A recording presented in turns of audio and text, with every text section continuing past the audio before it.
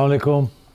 सिर साहब, सीक्वेंस से मिलिट्री कोर्ट से सिविलियंस को सज़ाओं का सिलसिला जारी है क्योंकि सुप्रीम कोर्ट ने ये हुक्म दे दिया था इन वे कि आप मुकम्मल करें अपनी कार्रवाई। तो हमने पिछले हफ्ते देखा 25 मुलजिमान को सज़ाएं सुनाई गई थी उनका जुर्म साबित होने के बाद, और अब पाक फ़ौज के शोबा ताल्लुकात आमा ने जो रिमेनिंग थे, पिछले हफ्ते हम सवाल उठा रहे थे सबके एक साथ क्यों नहीं किए गए, तो उन्होंने जो दूसरा मरहला है उसमें 60 मुजरिमान को 2 से लेकर 10 साल तक की सज़ाएँ सुना दी, और साथ ये भी बताया है कि सारा एविडेंस जो है वो उसकी जाँच पड़ताल की गई और कानूनी हक भी दिया गया, उनके वरसा भी दौरान ट्रायल मौजूद रहे, तो यकीनी बनाया गया कि ड्यू प्रोसेस मुकम्मल हो। तो उसके बाद उन्हें सज़ाएं सुना दी गई हैं, लेकिन इन सज़ाओं को लेकर पिछले हफ्ते भी और अब भी हम देख रहे हैं इंटरनेशनली बहुत कंसर्न्स शो किए जा रहे हैं, वो यूएस स्टेट डिपार्टमेंट हो या ब्रिटिश फॉरेन ऑफिस हो या इसके अलावा यूरोपीय यूनियन, वो पाकिस्तान को ये बावर करा रहे हैं कि आपको इंसानी हकूक़ की पासदारी को यकीनी बनाना होगा इन सज़ाओं के बाद। दूसरी तरफ इमरान खान साहब बानी पीटीआई वो ये कह रहे हैं कि मिलिट्री कोर्ट्स के फैसलों की वजह से पाकिस्तान को माशी पाबंदियों का सामना करना पड़ सकता है। तो मिलिट्री कोर्ट्स या हमारी मिलिट्री इस्टेब्लिशमेंट तो नताइज से आगाह है, पिछले हफ्ते भी सज़ाएं सुनाई गई और इस वक्त भी, यानी नो मोर कह दिया गया है डू मोर को, या प्रेशर बर्दाश्त करने की अहलियत है?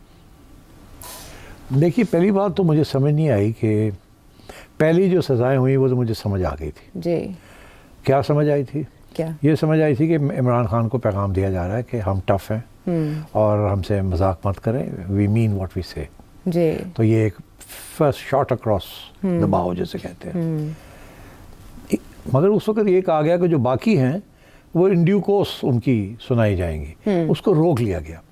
आपको याद होगा मैंने कहा था सबका तैयार है जी, वो एक ही जगह सारा कुछ नहीं किया, उन्होंने कुछ पीछे हटा रखा है ताकि आगे नेगोशिएशंस करनी है तो शायद उसके लिए पीछे कुछ चीज़ें रख ली गई। ठीक। मगर अब एकदम सडनली वो जो रह गए थे उनका भी अनाउंस कर दिया। हाँ, और खाता क्लियर कर दिया गया। और खाता क्लियर कर दिया। हाँ। तो अब इसका ये मतलब है कि समथिंग हैज हैपेंड इसके दौरान, जिसकी वजह से वो जो पहले जो सोच थी उसको तब्दील किया गया। पहले यही सोच थी कि इसको रखा जाएगा पीछे। अच्छा। ये खान साहब के साथ इसका ताल्लुक है और ये किसी स्टेज पे हमें शायद इसको और डिले करना पड़े। बैकअप रखा गया था। बैकअप रखा गया था। अच्छा। मगर अब वो बैकअप नहीं रहा, उन्होंने उसको अनाउंस कर दिया। हाँ। तो मेरा ख्याल है जो कुछ इसका मतलब है कुछ पिछले 4-5 दिन के अंदर, जब से ये पहली और दूसरी अनाउंसमेंट और फिर आईएसपीआर का एक और बयान आना जिसकी खास जरूरत नहीं थी, ठीक है ना, क्योंकि ये तो पहले कर चुके थे, ये तो आना ही था तो आ जाता, खत्म हो गई थी बात। तो इसका मतलब है समथिंग हैज हैपेंड जिसकी वजह से थोड़ी सी शिफ्ट की है अप्रोच। अच्छा, वो क्या है जिस चीज़ की वजह से मेरे ख्याल में इन्होंने अपना रवैया चेंज किया है वो मेरा ख्याल है यही है, जो इंटरनेशनल प्रेशर आना शुरू हो गया है। मेरा ख्याल है इनकी तवक्को नहीं थी कि ये इंटरनेशनल प्रेशर आएगा, और इंटरनेशनल प्रेशर आना शुरू हो गया। उसका जो मेन फोकस है इंटरनेशनल प्रेशर का वो यही है कि मिलिट्री ट्रायल्स जो हैं वो ये नहीं कि वो गैर कानूनी है, कि वो उनके अंदर इंसानी हकूक़ को की तहफ़्फ़ुज़ नहीं होता उसके अंदर। तो इसलिए इन्होंने ये फिर ये किया है कि नहीं, इस दफ़ा जो बयान आया उसमें यही कि हमने हर लीगल इशू जो है उसको कानून के मुताबिक किया है, और ये भी कि अब फाइनल फैसले जो हैं वो हमारी जो आइन के मुताबिक ही होंगे। अपील का हक होगा इन सज़ाओं के खिलाफ, और ये अपील जो है उन्होंने जो बात इसको वज़ाहत नहीं की, अपील तो पहली अपील जो होती है वो तो मिलिट्री कोर्ट के अंदर ही होती है, अबव द मिलिट्री कोर्ट, फौज के अंदर ही अपील होती है। उसके बाद जो अपील होती है वो प्रेसिडेंट के पास होती है, और उसके बाद जो अपील होती है वो फिर हाई कोर्ट में होती है। तो उन्होंने तो सिर्फ हवाला दिया है कि अपील का इसमें है बिल्कुल गुंजाइश, और वो आइन के मुताबिक है। तो मेरा ख्याल है कि ये इंटरनेशनल प्रेशर जो आया है उसको कम करने के लिए, एक तो ये कि ये बाद में इतना ज़्यादा प्रेशर ना बन जाए कि हम ये अनाउंस ही ना कर सकें।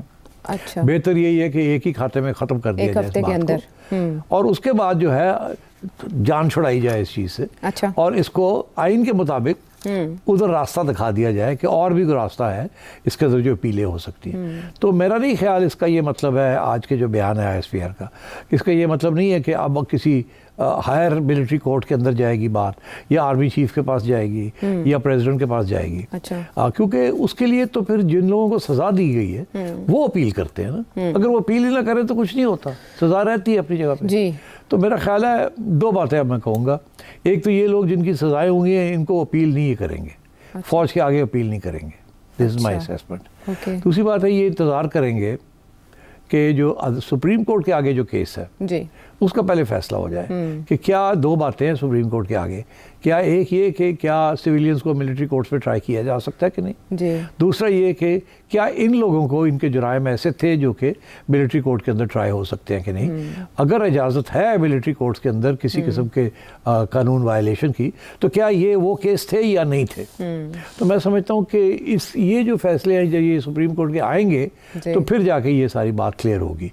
और मुझे ऐसे लग रहा है आयशा कि ये अब इसको खोल दिया गया है, और ये इसकी सिंपल वजह यही है कि इंटरनेशनल प्रेशर है। और मैं ये भी बता दूं सिर्फ इंटरनेशनल प्रेशर नहीं है। आप अगर पाकिस्तान का मीडिया देख लें तो 90% मीडिया जो है, जो इंडिपेंडेंट मीडिया है, वो it is against military courts. आप human rights organisations are against military courts for civilians, और काउंटर प्रेशर बहुत ज़्यादा है from the bar and bench. और बार जो है वो तो बड़ा क्लियर है, मगर जो बेंच है उसके अंदर भी डिवीज़न है इसके अंदर, और वो डिवीज़न 1-2 जजेस की है। और जो लोग इस वक्त कहे जाते हैं कि वो एस्टैब्लिशमेंट को सपोर्ट करते हैं, उनके मौक़िफ़ को या गवर्नमेंट के मौक़िफ़ को सपोर्ट करते हैं, उनके अंदर से भी कुछ जजेस हैं जो कि सवाल टेढ़े और सख्त सवाल करने शुरू कर दिए उन्होंने।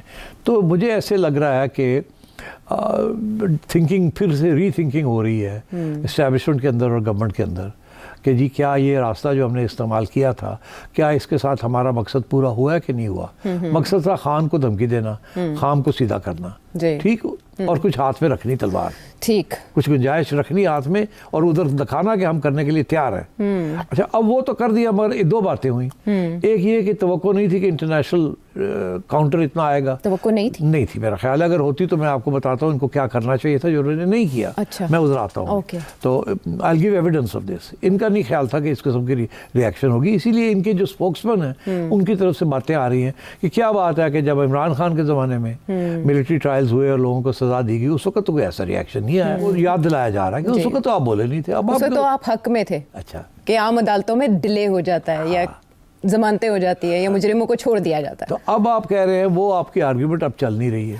क्योंकि अगर आप चाहते, आप अगर ये आर्ग्यूमेंट थी, और हवाले ये भी दिए जा रहे हैं कि देखिए ना अमेरिका के अंदर उन्होंने कितनी जल्दी कैपिटल हिल वालों को 3-3 माह में सजाएं दे दी, और इसलिए हमारे अदालतों में तो होता नहीं है, इसलिए हमें इधर ले जाना पड़ा। तो उसकी जवाब भी तो है ना सबके पास।